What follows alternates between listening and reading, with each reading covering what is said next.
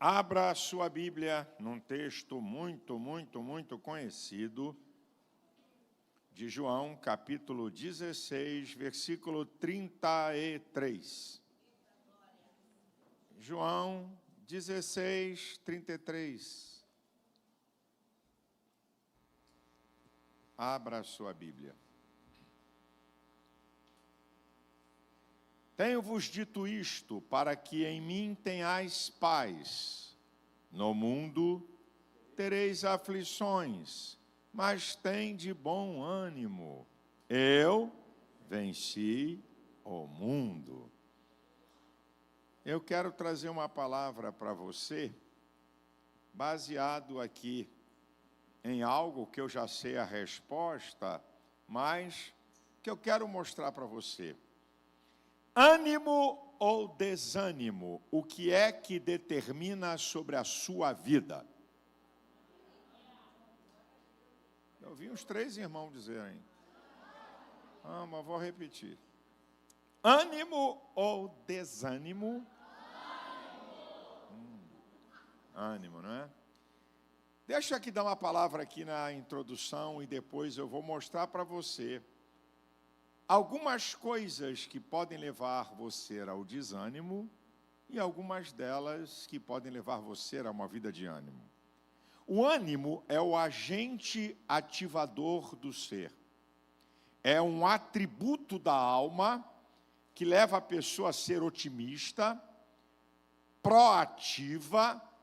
Proativa é a pessoa que se antecipa a problemas, né? Ela age, ela não reage. Resiliente, a capacidade de superar situações difíceis. O desânimo é exatamente o contrário. Você não tem a graça de viver, de lutar, de vencer na vida. Agora, preste atenção nisso aqui. É importante eu te dizer que eu não estou falando de momentos de vida, mas sim de estilo de vida.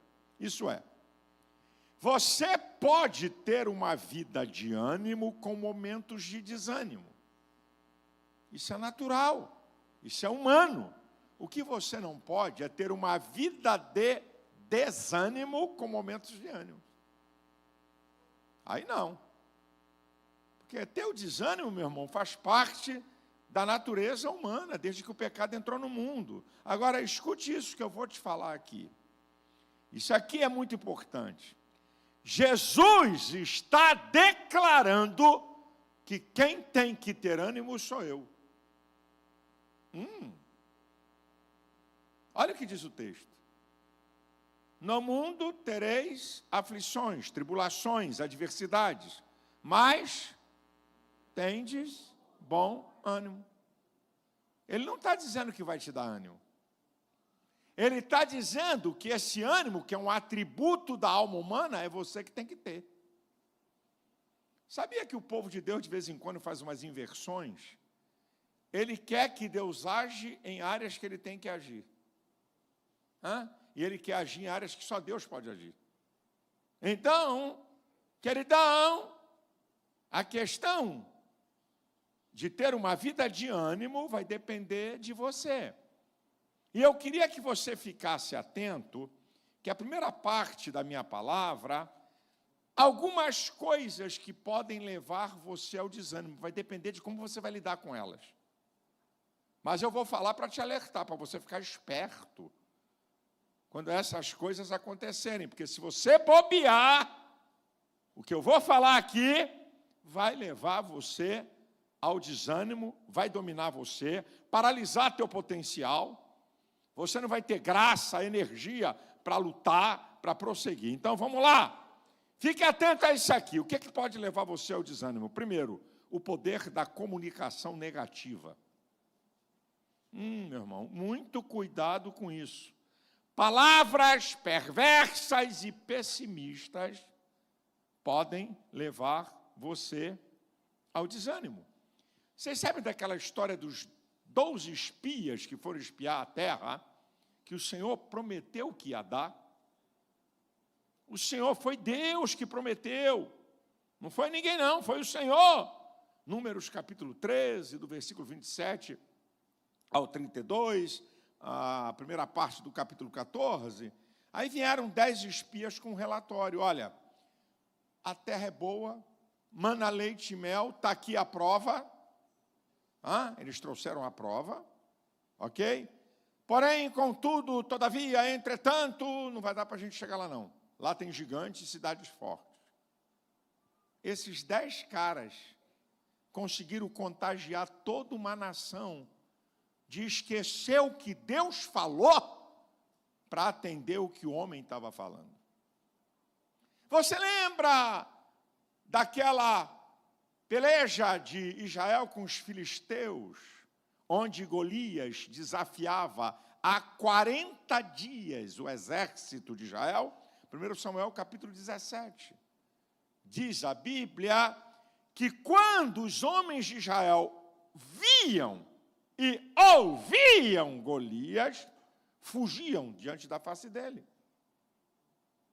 Olha o poder de uma palavra, o que pode fazer. Olha, um episódio interessantíssimo.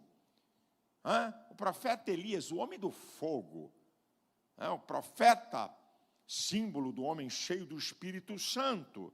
O cara faz uma oraçãozinha de uma frase e cai fogo do céu. Depois disso, no capítulo 19 de 1 Reis, versículo 2, Jezabel, a mulher do rei, cujos profetas, na linguagem atualizada Silas Malafaia, Elias passou o cerol, tá certo? Morreu todo mundo. Quando ela sabe disso, ela manda um recado, ela nem foi a Elias. Ela manda um recado para o profeta, o homem do fogo, o homem que diz não vai chover e não choveu, vai chover, ora e cai fogo do céu, diz assim, amanhã, se às essas horas não acontecer a mesma coisa com você do que aconteceu com meus profetas. O cara entrou em depressão, foi para o deserto e disse, já basta, já chega, não sou melhor do que meus pais que eu morra. O poder da comunicação negativa, cuidado.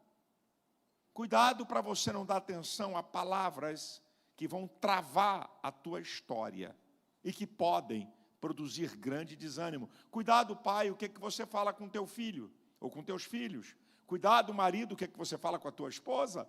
Esposo, o que você fala com o seu esposo. Palavras têm poder. Agora, o que é que pode produzir desânimo?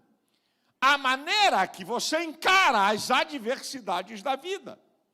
Provérbios 24:10 diz que se te mostrares frouxo no dia da angústia, a tua força será pequena. Se você se entregar ao problema, você não vai ter ânimo para enfrentá-lo, para tentar resolver.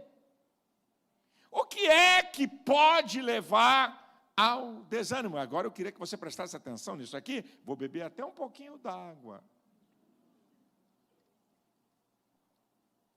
Uma coisa que o povo de Deus, muitas vezes, não quer encarar a realidade. O que é que pode produzir desânimo? Questões biológicas, patológicas e químicas do nosso corpo. Cargas elétricas do cérebro, taxas hormonais, podem levar você ao desânimo. E qual é o problema do povo de Deus? É que para questões emocionais, que estão ligadas diretamente a ânimo ou desânimo, os crentes, o povo de Deus, não quer buscar ajuda de um psiquiatra ou de um psicólogo. Eu pergunto a você, se você tiver um problema de vista, você procura quem? Oftalmologista. Coração, cardiologista. Ouvido, nariz e garganta, otorrinolaringologista. Ossos, ortopedista. E vai por aí afora. Mas o povo de Deus, muito santo, muito espiritual, candidato a anjo, se tiver um problema emocional, não procura ajuda. E Jesus falou em Mateus 9:12, Jesus, os sãos não precisam de médicos, mas os doentes. Jesus não menosprezou a ciência médica. Eu vou contar um episódio da minha vida para você entender. Essa minha vida que não é quase estressante, tranquilinha, Na época que eu ainda não era pastor da DEVEC, eu era evangelista e vivia numa tensão louca de levantar milhões para pagar programa de televisão. Era uma loucura. E eu comecei a perceber que eu chegava no final de um dia à noite, cansado, tinha dificuldade para dormir, dormia pouco e acordava cansado. E isso começou a ficar uma rotina. E aí, eu procurei o doutor Fábio Damasceno, pastor e psiquiatra. Eu falei, cara, eu estou com sono perturbado, e eu estudei, eu sou psicólogo, eu conheço o ciclo do sono, existe o ciclo do sono e tem o sono do descanso, que é chamado do sono REM. Se você não passar por esse ciclo, você vai dormir, vai acordar cansado. Falei, vou procurar doutor Fábio Damasceno. Aí marquei uma consulta. Quando eu entrei no consultório do doutor Fábio Damasceno, tinha uma senhora sentada numa das poltronas. E quando eu entrei, ela disse, pastor Silas Malafaia? Falei, sim. O que é que o senhor está fazendo aqui? Quase que eu falei, vim comprar 2 quilos de batata, quase. Eu estava estressado, mas eu falei, deixa eu me segurar. Aí, estou sentado. Passou mais 5 minutos, entra outra. Não! É ele mesmo? Virou para outra perguntando. E eu estou lá ouvindo. É ele mesmo? O senhor é o pastor Silas Malafaia. O que é que o senhor está fazendo aqui? Quase que eu falei, vim comprar carne. Eu falei, eu acho que é a mesma coisa que a senhora. Eu vim me consultar com o doutor Fábio Damasceno. Elas ficaram admiradas. Porque eu, pastor, estava lá buscando uma ajuda médica numa área que eu estava com deficiência. O doutor Fábio Damasceno me passou um remédio, falou, toma isso aqui durante uma semana, vai regularizar o ciclo do teu sono e você segue a vida. E foi exatamente o que aconteceu. Agora, eu não. Afinal de contas, eu sou o pastor da televisão, sou conhecido, eu vou chegar no consultório do doutor Fábio Damasceno, tem algum irmão lá? Como é que fica a minha reputação? Irmão, sabe qual é a ideia dos crentes? Os crentes pensam que psiquiatra é para cuidar de maluco. E tem resistência. Eu vou te falar, processos depressivos, que é uma grande potência para levar você ao desânimo, dependendo do nível da depressão, você tem que tomar remédio. E só quem pode passar remédio é psiquiatra. Terapia medicamentosa. Psicoterapia, psicólogo, não passa remédio. E dependendo do nível da depressão, você precisa de terapia medicamentosa e psicoterapia. Mas aí os crentes são santos demais. Eu vou procurar um psiquiatra, vão pensar que eu estou maluco. O psiquiatra não cuida só de problemas mentais. E quem te falou que algum problema mental é porque você é maluco? Existem problemas mentais que, se você tomar remédio, regulariza.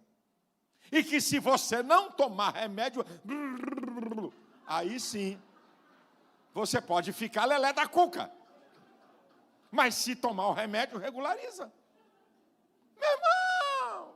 Então, as pessoas não querem procurar ajuda médica. Irmãozão, bota na tua cabeça.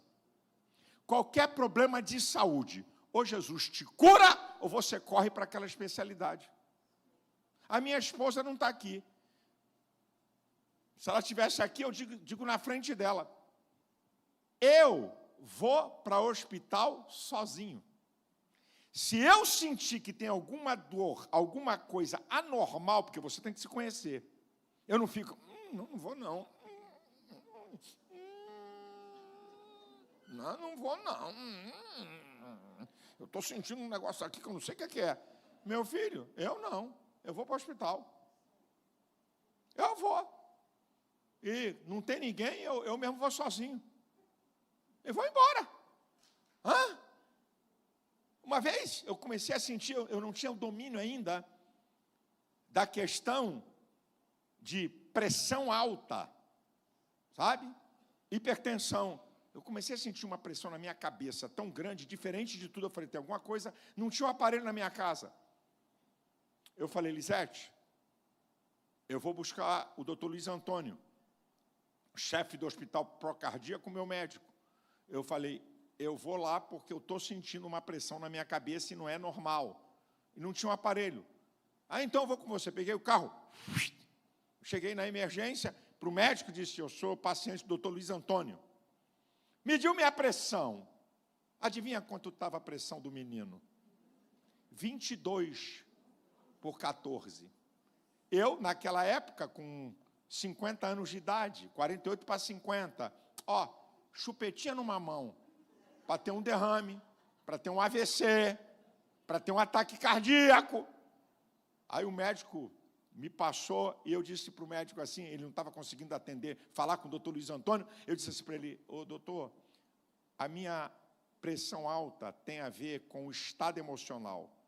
Se uma coisa me perturbar emocionalmente, a minha pressão dispara. Ele olhou para mim como quem diz assim, quem és tu para dizer para mim o que é? Eu falei, pode me dar qualquer remédio de pressão, que a minha pressão não vai abaixar. Eu sei o que eu estou falando. Aí ele me deu o remédio de pressão, a bichinha lá.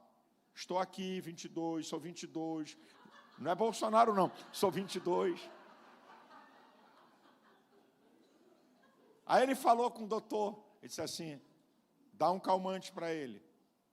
Calmante tal, não sei o que, bribibê. Aí ele me deu, aí eu falei, está vendo aí, eu cá comigo, mané, não te avisei?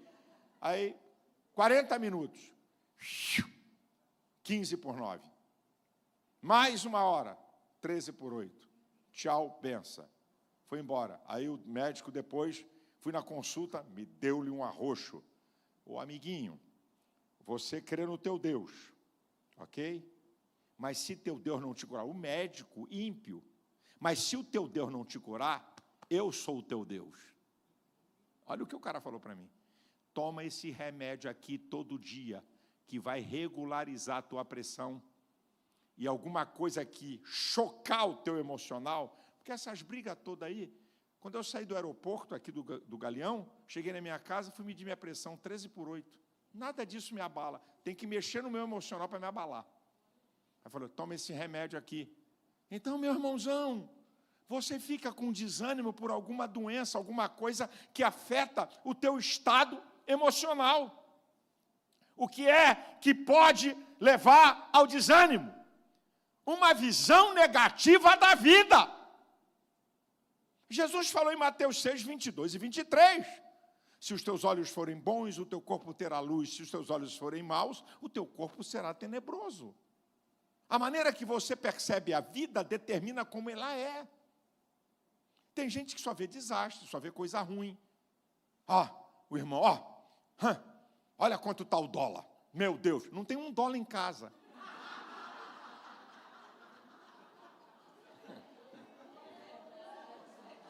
És investidor do mercado futuro?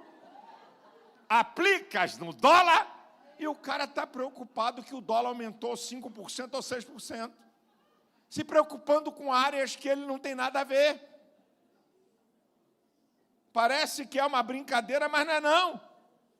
Gente que só vê desastre, só vê coisa ruim, só vê coisa má. Assim vai ser tua vida.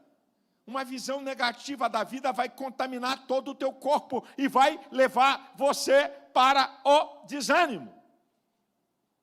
Eu podia falar tanta coisa que leva você para o desânimo, mas eu queria te dizer só umazinha aqui, para você entender. Se você for dominado pelo desânimo, o resultado da sua vida é isso aqui. Perda de objetivos, sonhos e ideais, paralisa seu potencial, marcado pelo medo, retrocesso na vida, complexo de inferioridade, visão errada da vida e perca do equilíbrio emocional. Não são momentos de desânimo, que eu também passo, mas é um estilo de desânimo que vai travar você. Então eu vou virar o disco. O que é que pode te levar ao ânimo? O que é que pode dar a você o ânimo? O agente ativador do ser. Então, nessa segunda parte aqui, de vez em quando, eu quero que você diga, quando eu disser nesse tom, não é quando eu falar a palavra ânimo, não. Ok? Quando eu disser assim, ânimo! Aí eu quero que você repita, ânimo! Só quando eu falar nesse tom. Um dia desse eu estava pregando essa mensagem, aí falei para a igreja, irmãos, eu quero que você repita a palavra ânimo quando eu falar nesse tom. Alexandre estava comigo. Ânimo! Então você vai dizer ânimo. Agora, se eu falar a palavra ânimo, não precisa. Eu falei, então ânimo, irmão. Ânimo! Não, querido, é só quando eu der a entonação. Então, vamos treinar? Ânimo! Ânimo! Povo inteligente, sabe das coisas. Bem, se você quer ter uma vida de ânimo, número 1, pense coisas boas. Tudo parte do processo mental. Escute isso aqui, gente. As cartas da prisão que o apóstolo Paulo escreveu, Filipenses, Colossenses e Efésios. Paulo estava preso. A carta da alegria é a carta aos Filipenses. Paulo, preso, escreve uma carta de alegria. Aqui está uma prova que as circunstâncias não significam que você vai ser dominado pelo desânimo. Qual é o segredo para o apóstolo Paulo estar preso e escrever uma carta de ânimo? É a síntese em Filipenses 4:8. Quanto ao mais, irmãos, tudo que é verdadeiro, tudo que é justo, tudo que é amável, se tem algum louvor, se tem alguma fama, nisso pensai. É que a mente de Paulo era ocupada com coisas boas. E o que está acontecendo com a mente do povo de Deus ocupada com o quê? TikTok, zap, zap. Fake news. Calúnia que põe na internet. De vez em quando, Elisete, eu dou uma gargalhada no meu escritório, e diz assim, está rindo de quê, Silas? Eu estou rindo de uns abestados que escreveram aqui contra mim. Eu dou gargalhada. Isso nem mexe comigo. Mas tem crente que se lê uma frase contra ele, o mundo cai. Meu Deus, falaram que eu sou chato. Ai, meu Deus, falaram que eu estou feia. É isso, então é terror. Meu querido, minha querida, pense coisas boas. Bota coisa boa na tua cachola. E o maior instrumento de coisa boa é a palavra de Deus. Vamos lá? Ânimo! Ânimo! Número 2, se você quer ter uma vida de ânimo, eu vou falar o contrário do que eu disse para o desânimo. Tenha bons olhos. Se os teus olhos forem bons, o teu corpo será tenebroso. Se os teus olhos forem maus, se os teus olhos forem bons, o teu corpo terá luz. Se os teus olhos forem maus, o teu corpo será tenebroso. Como você vê a vida? Você sabia que a mente humana tem 2 processos? Memória tem a ver com o passado e imaginação tem a ver com o futuro. A capacidade de criar imagens. Você pode estar morando num barraco e aqui na tua mente você se vê numa casa própria, num bom lugar. Você acaba de entrar no curso de Direito e aqui na sua mente você se vê como juiz.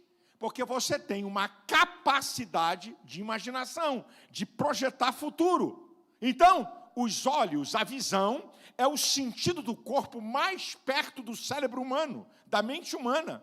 O que eu vejo para chegar na minha mente leva 0,2 de segundo. Então, tenha bons olhos. Não, vai dar certo, eu vou vencer, eu vou sair dessa, Deus vai abrir uma porta para mim, a coisa está feia, mas vai melhorar. Não, eu não vou entregar pontos não, essa não é a última palavra na minha vida, eu tenho promessa, Deus tem falado comigo, eu creio na Bíblia, eu tenho um Deus poderoso. Ei, tenha bons olhos! Em terceiro lugar, se você quer ter uma vida de ânimo, tenha fé. O ânimo é o agente ativador do ser, a fé é o agente ativador do ânimo. Creia. Sem fé é impossível agradar a Deus. Hebreus 11:6.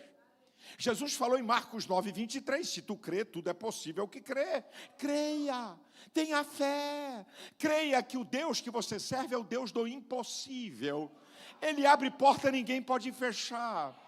Ele muda desígnios, Ele opera milagres, creia. Essa é a vitória que vence o mundo, a nossa fé. Creia, meu irmão, creia, não entregue pontos, o diabo não vai determinar sobre a tua vida, os ímpios não vão determinar. Há um Deus cheio de glória, poder e majestade, que ninguém pode impedir. Creia! O que é que pode produzir o ânimo em você? Medite e pratique a palavra de Deus. Bíblia não lê, Bíblia se medita, pensar, analisar, inferir. Olha o que Jesus falou. Mateus capítulo 7, a partir do versículo 24. Todo aquele que escuta as minhas palavras e as pratica, compará-lo-ei ao homem prudente que edificou a sua casa sobre a rocha, desceu a chuva, correram os rios, sopraram os ventos, e a casa não caiu. Todo aquele que escuta as minhas palavras e não as pratica, assemelhá-lo-ei ao homem imprudente que edificou a sua casa sobre a areia. Desceu a chuva, correram os rios, sopraram o vento, e foi grande a sua ruína. A diferença é essa aqui, meu filho, é quem pratica e quem não pratica. Isso aqui não é livro de teoria não, filho. Isso aqui é a vontade de Deus revelada para a tua vida. O que está aqui pode acontecer. O que está aqui é para você. Então, pratique a palavra de Deus. A palavra de Deus não é livro de compêndio de filosofia, para apenas ser analisado intelectualmente. Não! É a palavra viva e eficaz, mais penetrante que espada alguma de 2 gumes, penetra até a divisão da alma e do espírito, das juntas e das medulas, apta para discernir os pensamentos e as intenções do coração. Hebreus 4:12, o poder da palavra. Agora, os crentes não querem ler a Bíblia. Que silêncio lindo. Você já parou quanto tempo você gasta nas redes sociais? Foi feito um estudo, é aterrorizante. Foi feito um estudo que essa geração, aqui no Brasil, está gastando 112 dias dos 365 em rede social. Sabe o que significa isso? 1/3 do tempo. Eu vou dizer uma palavra para o papai e a mamãe que botam um tablet ou um celular na mão de um fedelho de 4, 5, 6 anos. Eu vou dizer o que você está produzindo. É para causar terror mesmo. Não é para causar desânimo, não. Estamos produzindo uma sociedade de doentes mentais. Estamos produzindo uma sociedade de gente que não vai saber raciocinar. Estamos produzindo uma sociedade de pessoas com problemas cognitivos, problemas de fala e de entendimento. Isso é provado. As ondas que os equipamentos eletrônicos produzem no cérebro de uma criança. Sabe o que os especialistas dizem? Que uma criança até 6 anos não pode botar o olho uma vez em um celular, até 6 anos. A partir dessa idade, um tempo reduzidíssimo para ver. Os pais colocam essa porcaria na mão de fedelho, de 8, 9, 10 anos, que passa 2, 3 horas, porque é a babá eletrônica. E você não quer cuidar. Você está brincando com coisa séria, meu irmão. Você está brincando com coisa muito séria. Nós estamos com uma sociedade onde as pessoas não sabem resolver problemas comuns. Porque na memória de longo prazo, onde se guarda o conhecimento e as experiências profundas, as pessoas não têm conhecimento. A memória de longo prazo dele está cheia de TikTok. Está cheio de videozinho de zap. E quando aparece um problema, ele não sabe como resolver. Ânimo! Bem, se você quer ter uma vida de ânimo, eu tenho que ir no inverso. Palavras boas produzem ânimo. Gente, isso aqui é muito interessante. Palavras boas produzem ânimo. Ouvir e dizer palavras boas produzem ânimo. Por que a murmuração deixa Deus indignado? A murmuração é uma reclamação descabida contra Deus, que você está dizendo que Deus não está sendo Deus suficiente. Nem Deus suporta a murmuração, palavras más. Quando você vai a Tiago, capítulo 3, versículo 6, ele diz que a língua contamina o corpo, inflama o curso da natureza e é inflamada pelo inferno. Para você ver o poder da palavra. Palavras boas produzem ânimo. O apóstolo Paulo, em 2 Coríntios, capítulo 7, versículos 5 e 6, diz assim: eu, quando cheguei à Macedônia, não tive descanso algum.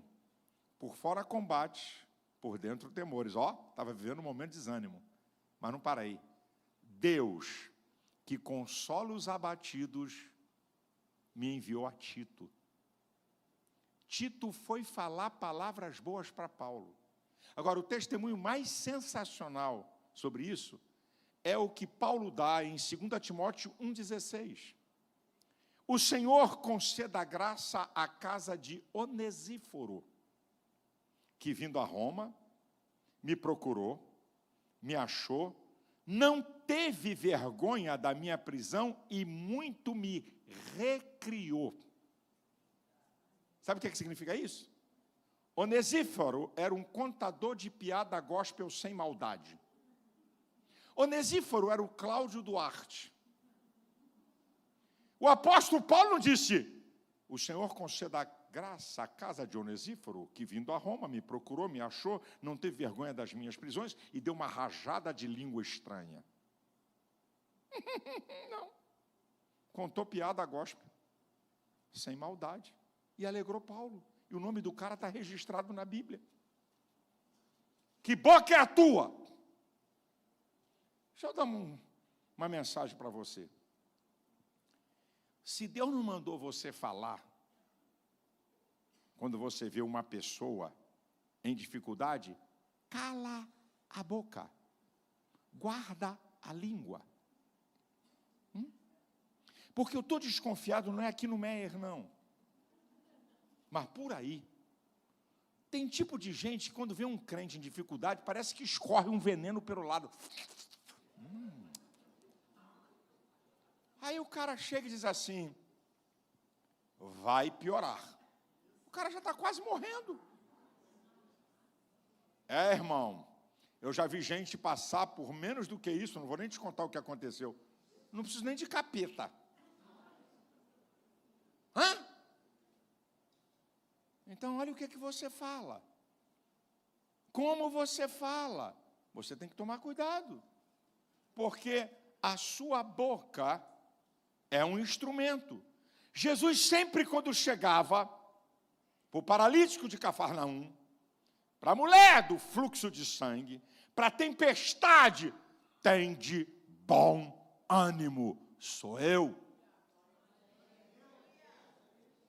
Jesus não dava outra palavra: eis que eu te digo, homem, eu sou Deus, estou aqui.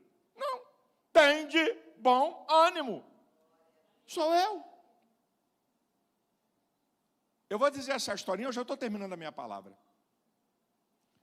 Para mim, o cara mais inteligente que cruzou a minha vida foi o Dr. Myles Monroe.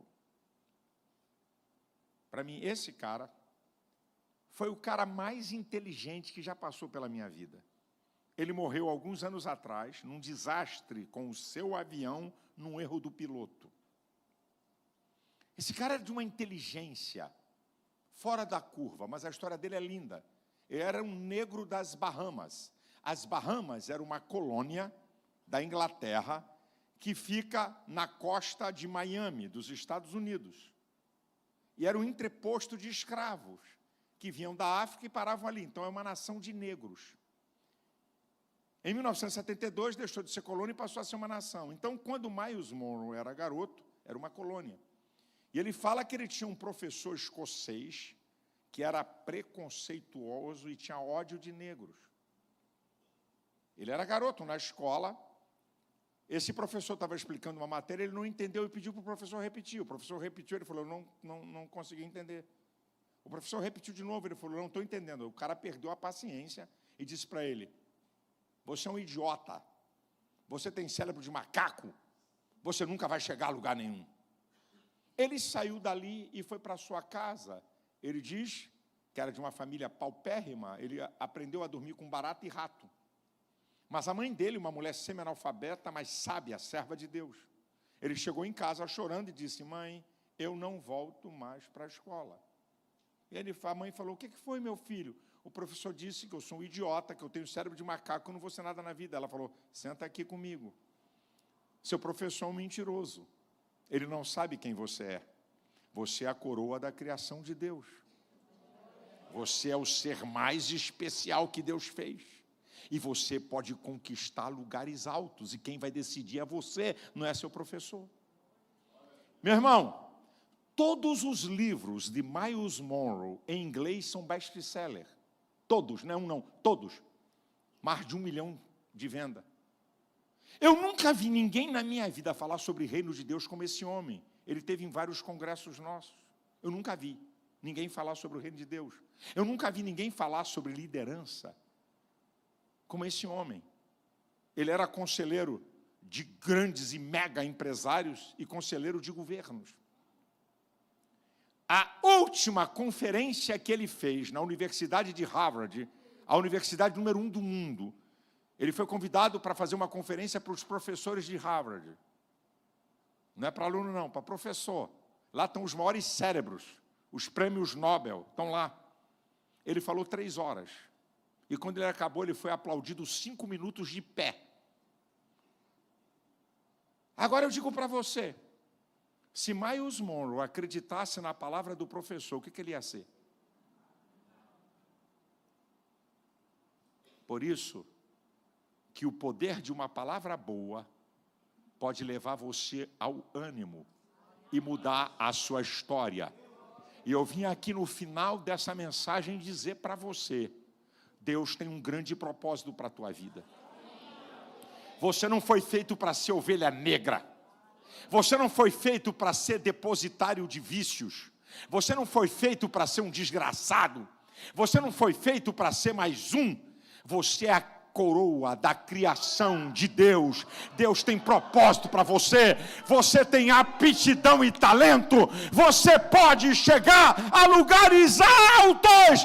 Ânimo!